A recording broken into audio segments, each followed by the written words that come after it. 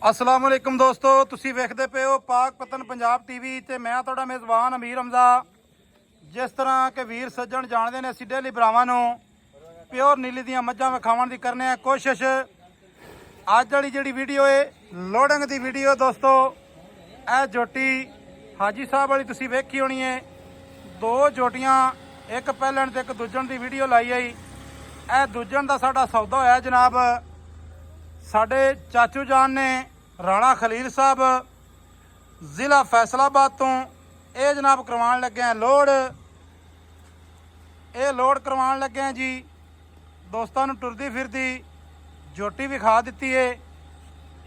चाचू री कल दे आए ने, दो चुआइयां कीतियां ने। जेड़ा दुध दस्सिया है वो दुध जनाब उन्हें चो के अपनी अपनी पास करके लिजा रहे ने। बकाया हाजी साहब थोड़े जे मसरूफ ने, इस वजह तो वो वीडियो च नहीं आ रहे।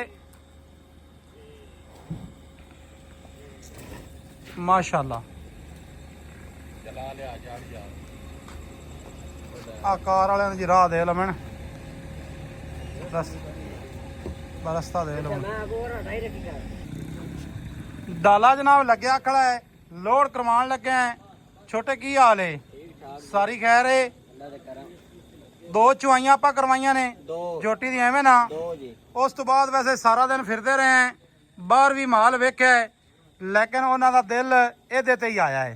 बिल्कुल जी। एक जोटी विच होर लोड हुई है, वो है जनाब दूसरे वाली बाई लाल खां वाली। वो जाती पई है सांगला हिल। साडा प्यारा वीर है, वो जनाब उन्होंने खरीदी है। भाईजान डाला लाओ बैक प्यारे।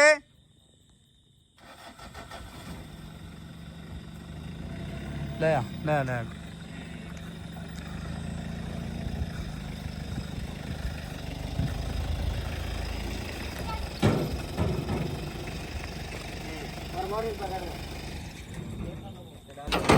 लो जी माशाल्लाह दोवें जानवर हो गए ने जनाब लोड।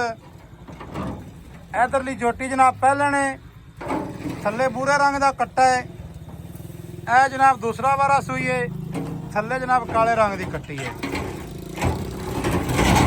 अल्लाह पाक जी साइयां दे चौनियां पीणियां करे नसीब।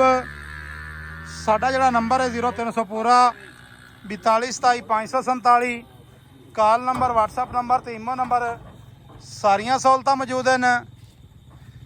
मिलांगे दोस्तां वीरां नूं नवीं अच्छी और बेहतरीन वीडियो दे नाल। अल्लाह हाफिज़। पाकिस्तान जिंदाबाद।